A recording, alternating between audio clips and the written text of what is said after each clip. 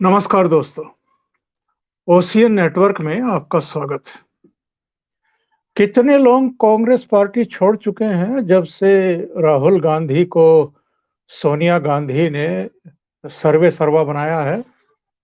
जब से राहुल गांधी ने सारे फैसले लेने शुरू किए हैं, जरा याद करिए किस किस ने अब तक कांग्रेस पार्टी छोड़ दी है।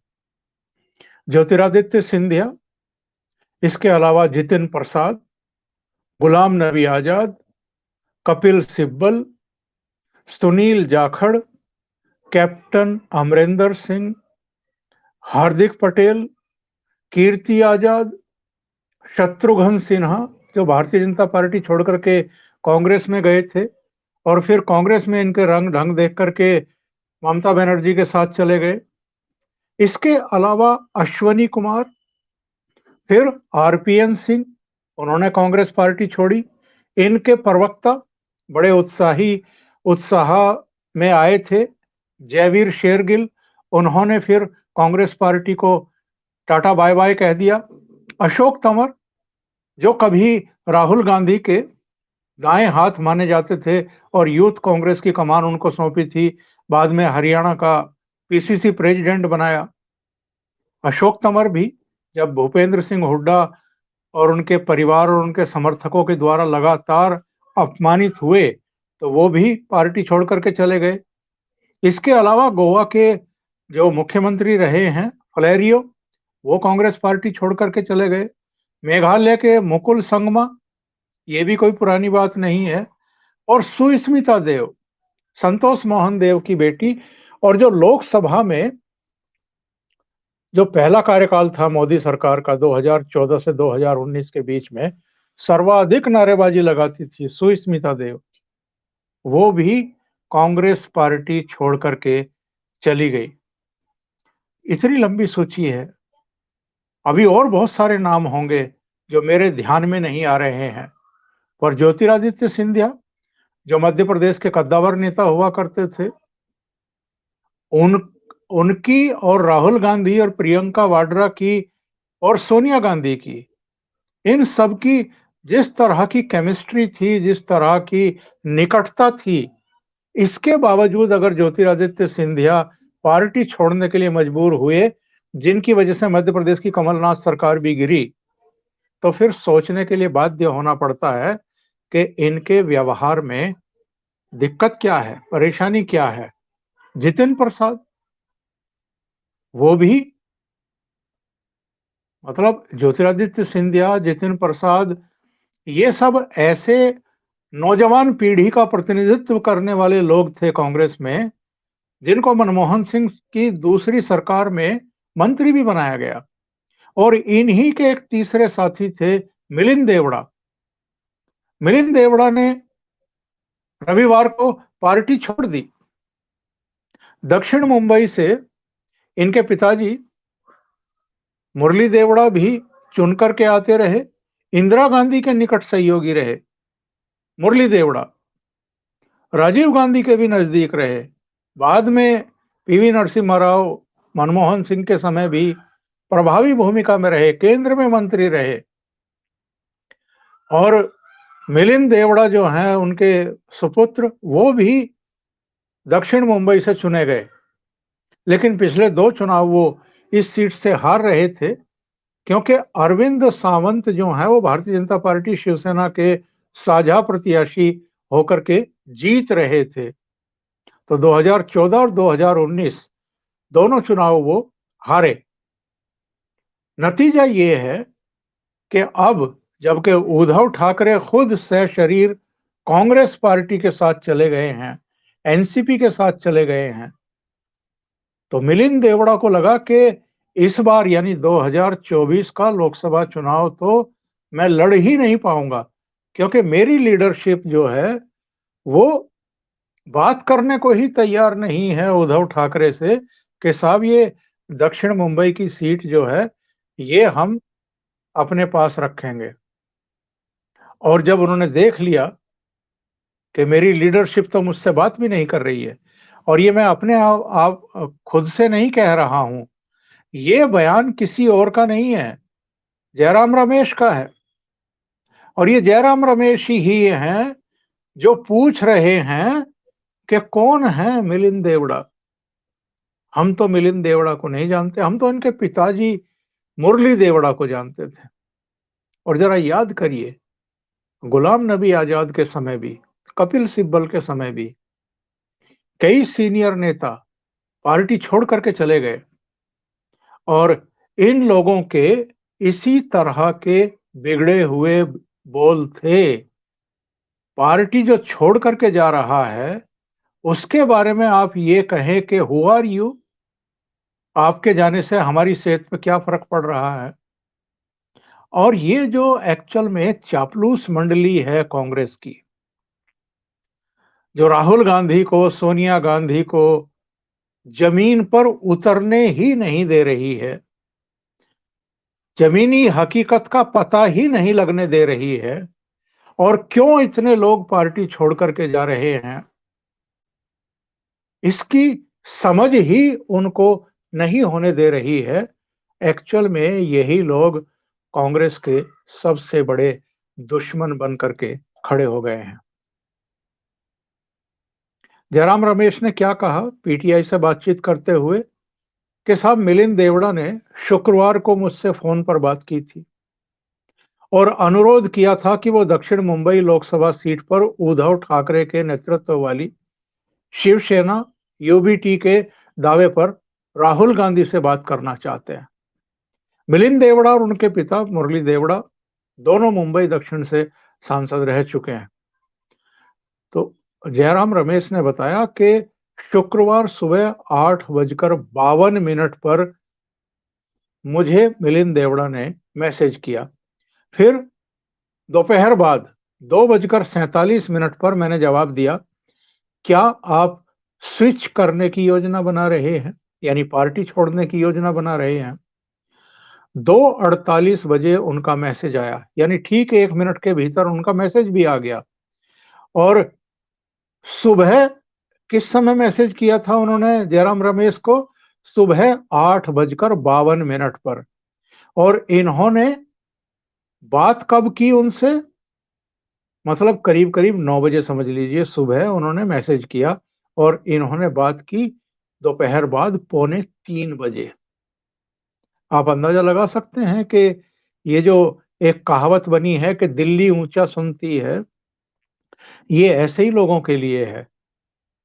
केंद्रीय मंत्री रह चुके हैं मिलिंद देवड़ा, सीनियर नेता हैं, महानगर के अध्यक्ष रह चुके हैं मुंबई के कांग्रेस के, इनके पिताजी सेंट्रल मिनिस्टर रहे हैं, और उनके मैसेज का जवाब कितने घंटे बाद मिल रहा है? करीब करीब 6:45 बाद। और जब इन्होंने उनको ये पूछा कि क्या आप स्विच करने की योजना बना रहे हैं, ये 2:47 पर पूछा, और अगले ही मिनट 1 मिनट के भीतर उनका मैसेज आया कि क्या आपसे बात करना संभव नहीं है। यानी क्या ये मैसेज मैसेज का खेल ही चलता रहेगा, आप लोगों से बात नहीं हो सकती? तो इस पर इन्होंने लिखा उनको कि मैं आपको फोन करूंगा, और 3:40 पर उनसे बात की। जयराम रमेश का कहना यह है कि जाहिर तौर पर ये जो मैसेज वो कर रहे थे और राहुल गांधी से बात करना चाह रहे थे, ये एक्चुअल में उनका दिखावा था। उन्होंने जाने का पहले से ही मन बना लिया था, और उनके जाने की घोषणा का समय स्पष्ट रूप से प्रधानमंत्री द्वारा तय किया गया था। और जब मीडिया ने उनसे पूछा तो उन्होंने कहा कि कौन मिलिंद? मैं उनके पिता मुरली देवड़ा को जानता था, उनके साथ हमारी मित्रता थी। मिलिंद देवड़ा, इनके पिताजी, यूपीए सरकार में 3 बार केंद्रीय मंत्री रहे, गांधी परिवार के नजदीकी थे। 1968 में मुंबई म्युनिसिपल कॉरपोरेशन में बतौर पार्षद राजनीति में आए। 1977 में मुंबई के मेयर बने। वो जयराम रमेश की तरह नहीं थे कि पैराशूट से ऊपर से उतरे। एक बार गुलाम नबी आजाद ने, मुझे याद आ गया, गुलाम नबी आजाद ने कहा था इन्हीं जयराम रमेश के बारे में कि ये कौन से ब्लॉक के सदस्य रहे, यानी निचले स्तर से। क्या इन्होंने कांग्रेस में काम किया है? क्या ये किसी जिला परिषद में रहे हैं या किसी म्युनिसिपल कॉरपोरेशन में रहे हैं? कभी एमएलए बने हैं क्या? चुनाव लड़ा है क्या? कभी डिस्ट्रिक्ट कमेटियों में रहे हैं क्या? नहीं रहे। ये सब आयातित माल है कांग्रेस में, जो अब कांग्रेस के पुराने जितने भी पदाधिकारी हैं, जो 68 में म्युनिसिपल कॉरपोरेशन में इनके पिताजी मिलिंद देवड़ा के वो पार्षद चुने गए, 77 में मुंबई के मेयर बने और 1980 में पहली बार लोकसभा का चुनाव लड़ा दक्षिण मुंबई की सीट से। ये अलग बात है कि वो चुनाव जीत नहीं पाए थे, हार गए थे, लेकिन 1984, 1989, 1991 3 बार लगातार मुंबई दक्षिण से वो मेंबर ऑफ पार्लियामेंट चुने गए और 96 से 99 में ये 2 चुनाव ऐसे थे जब वो हार भी गए। 2004 में उनको राज्यसभा भेजा गया और 2006 से 2011 तक, यानी 2006 से 2009 तक जो मनमोहन सिंह की पहली सरकार थी, उसमें पेट्रोलियम मंत्री रहे। फिर 2009 में जब कांग्रेस की दोबारा सरकार बनी यूपीए की, तो फिर 2011 तक पेट्रोलियम मंत्री रहे और 2011 से लेकर के और उसके बाद कारपोरेट अफेयर्स के मंत्री रहे और 2014 में कैंसर की वजह से 77 साल की उम्र में मिलिंद देवड़ा के पिताजी की डेथ हो गई थी, मुरली देवड़ा की। और दूसरी सरकार में मिलिंद देवड़ा को राज्य मंत्री के तौर पर शामिल किया गया। जब इस तिकड़ी को शामिल एक साथ किया गया था, जितिन प्रसाद को, ज्योतिरादित्य सिंधिया को और मिलिंद देवड़ा को। और आज जयराम रमेश पूछ रहे हैं कि कौन मिलिंद, हम तो इनके पिताजी को जानते थे। अब इनके पार्टी छोड़ने की वजह क्या है? हमेशा जितने लोगों ने छोड़ी है, कपिल सिब्बल का क्या बयान था? कपिल सिब्बल ने कहा था कि पिछले 2.5-3 साल से मैं कभी सोनिया गांधी या राहुल गांधी से नहीं मिला हूं। 2.5-3 साल कहा था या 6-7 साल कहा था, वो मुझे देखना पड़ेगा एक बार। लेकिन लंबे समय तक जो गांधी परिवार के मुकदमे सुप्रीम कोर्ट में लड़ते रहे, वो बता रहे थे ऑन कैमरा कि मुझे इनसे बातचीत किए हुए, इनसे मिले हुए, इनको अपनी शक्ल दिखाए हुए, इनके शक्ल देखे हुए भी सालों बीत गए हैं। और आप ये भारत जोड़ो यात्रा देखो, जब कन्याकुमारी से कश्मीर तक चल रहे थे, और अभी फिर देख लेना मणिपुर से महाराष्ट्र तक की जो यात्रा है, रास्ते में वीडियोग्राफी करने के लिए, फोटोग्राफ खिंचवाने के लिए और छपवाने के लिए, मीडिया में आने के लिए, ये ऐसे-ऐसे लोगों को बुला-बुला करके मंगवाते हैं ताकि उनके साथ फोटोग्राफ हो सकें और ये साबित किया जा सके कि देखो हम समाज के हर वर्ग का किस तरीके से ख्याल रखते हैं। भारत जोड़ने के लिए निकले हैं। पहले भी जोड़ करके देख लिया था, क्या नतीजा निकला है। 3 हिंदी पट्टी के महत्वपूर्ण राज्य से कांग्रेस साफ हो गई। राजस्थान और छत्तीसगढ़ में तो इनकी सरकारें थी जिनको ये बचा नहीं पाए, वहां भारतीय जनता पार्टी आ गई। और मध्य प्रदेश में भारतीय जनता पार्टी की सरकार थी इनकी सरकार के पतन के बाद, कमलनाथ सरकार के पतन के बाद, वहां भी भारतीय जनता पार्टी की सरकार थी। वो 2/3 बहुमत से वापस सत्ता में लौटी, यानी जितने सीट उनके पास पहले थे उससे कहीं ज्यादा सीटों के साथ लौटी है। ले दे करके हिमाचल में, कर्नाटक में और तेलंगाना में कांग्रेस की सरकारें इस बीच आई हैं और संभवतः इसी गलतफहमी की वजह से ये लोग हवा में उड़ रहे हैं और पूछ रहे हैं कि कौन मिलिंद देवड़ा। अब मिलिंद देवड़ा ने शिंदे खेमे की जो शिवसेना है, बल्कि मैं तो कहूँगा कि वही अब असली शिवसेना है, उसका दामन थाम लिया है। उनको एकनाथ शिंदे ने अपनी मौजूदगी में पटका गले में डाल करके अपनी पार्टी में शामिल किया है और अब वो दक्षिण मुंबई से चुनाव लड़ेंगे, ये भी तय हो चुका है। तो कांग्रेस और कांग्रेस के जो सर्वे सर्वा हैं, कर्ता-धर्ता हैं, प्रमुख हैं, कहने को ही मल्लिकार्जुन खड़गे प्रमुख हैं, लेकिन असली जो राजा हैं, असली जो कर्ता-धर्ता हैं पार्टी के, फैसले लेने वाले हैं, नेता हैं, वो तो राहुल गांधी हैं। तो राहुल गांधी से पहले वो बात करना चाहते थे। अगर यहाँ एश्योरेंस मिल जाता, तो शायद पार्टी ना छोड़ते।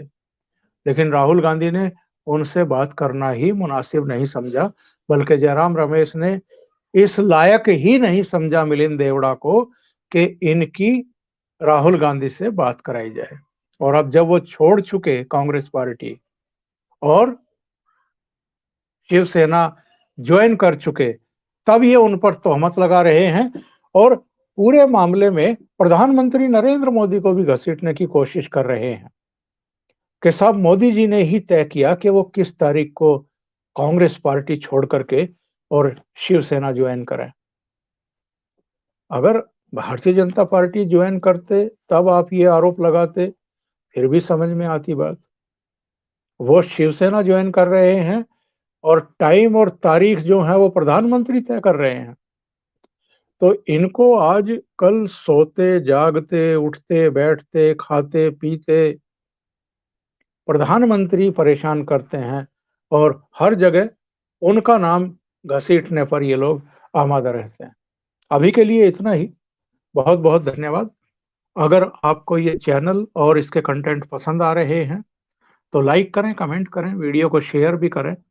अभी तक अगर आपने ये चैनल सब्सक्राइब नहीं किया है, तो सब्सक्राइब कर लें और साथ में लगे बेल आइकॉन को दबाना ना भूलें, ताकि आगे आने वाले वीडियो और उनके नोटिफिकेशन आप तक पहुंचते रहें। बहुत-बहुत धन्यवाद। नमस्कार।